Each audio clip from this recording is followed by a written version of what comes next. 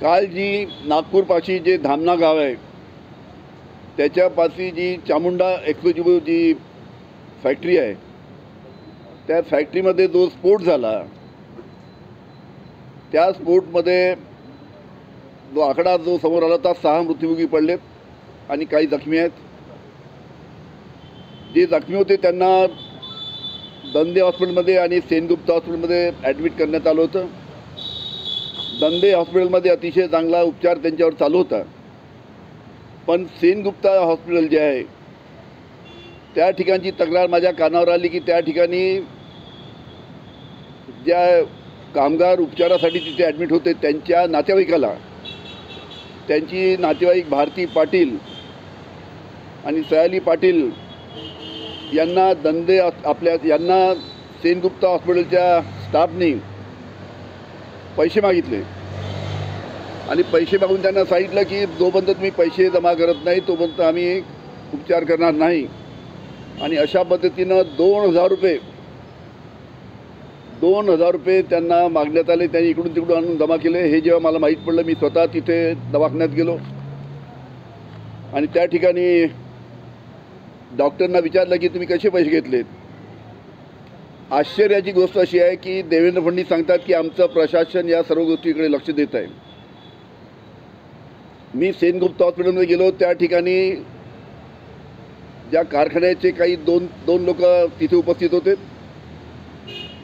आणि प्रशासनाच्या माध्यमातून 2 त्या ठिकाणी उपस्थित होते.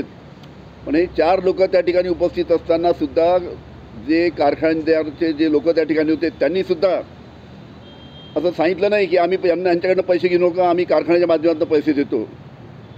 आणि तिथे जे 2 प्रशासनाच्या माध्यमातून त्यांनीसुद्धा काही म्हणजे 4 लोक प्रशासनाचे 2 आणि कारखान्याच्या मालकाचे 2 त्या ठिकाणी उपस्थित असतानासुद्धा त्या उपचार ज्यांच्यावर चालू होता कामगारावर त्यांच्या नातेवाईकांकडून पैसे वसूल करण्यात आले. ही अतिशय दुःखद घटना आहे. त्याच्यामुळे मी गेल्यानंतर त्यांना सांगितलं त्यांचे पहिले पैसे वापस करा. आणि अशा पद्धतीनं जर प्रशासनाचं कोणतंही लक्ष या घटनेकडे नाही आहे. जे कारखानदार जे मालक आहे कारखान्याचे खेमका त्यांनी कमीत कमी हॉस्पिटलमध्ये सांगून त्यांच्या कर्मचाऱ्यांना सांगून जे उपचाराचा खर्च आहे तो तिथे व्यवस्थित द्यायला पाहिजे होतं, पण तशा पद्धतीच्या सूचना कोणी दिल्या नाही. त्याच्यामुळे अशा पद्धतीने पैसे वसूल करण्यात आले. त्याच्यामुळे प्रशासनाचं इतकी मोठी गंभीर घटना होऊनसुद्धा प्रशासनाचं लक्ष नाही. अशा पद्धतीनं काल ही घटना सेनगुप्ता हॉस्पिटलमध्ये झाली.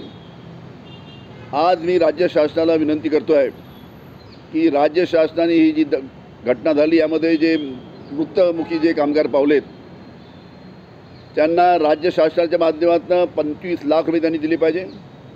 आणि त्याचबरोबर शासनाने ज्या कंपनीचे मालक जे आहे खेमका त्यांच्याकडनं 50 लाख रुपये जे कामगार मृत्युमुखी पडले त्यांच्या नातेवाईकाला दिली पाहिजे. आणि याच्या व्यतिरिक्त उच्चस्तरीय चौकशी त्यानिमित्तानं याची झाली पाहिजे, कारण की वारंवार या भागामध्ये घटना घडतात. आत्ताच 8 महिन्यापूर्वी त्याच ठिकाणी एखादा मोठा बारूद कारखाना आहे त्या ठिकाणीसुद्धा अशा पद्धतीची घटना होऊन 9 कामगार मृत्युमुखी पडले होते. त्याच्यामुळे अशा या वारंवार घटना घडतात. त्याच्यामुळे अशा प्रकारचे जे नागपूरच्या आजूबाजूला जे एक्सप्लोजिव्ह युनिट आहे ते नियमाचं पालन करतात का, कायद्याचं पालन करतात का, आणि नसन करत नसतील तर त्यांच्यावर राज्य शासनाने कडक कारवाई करायला पाहिजे. आणि या घटनेमध्ये जो कारखान्याचा मालक आहे खेमका त्याच्यावर सुद्धा कडक कलम लावून 304 कलम लावून त्यानिमित्तानं कारवाई केली पाहिजे.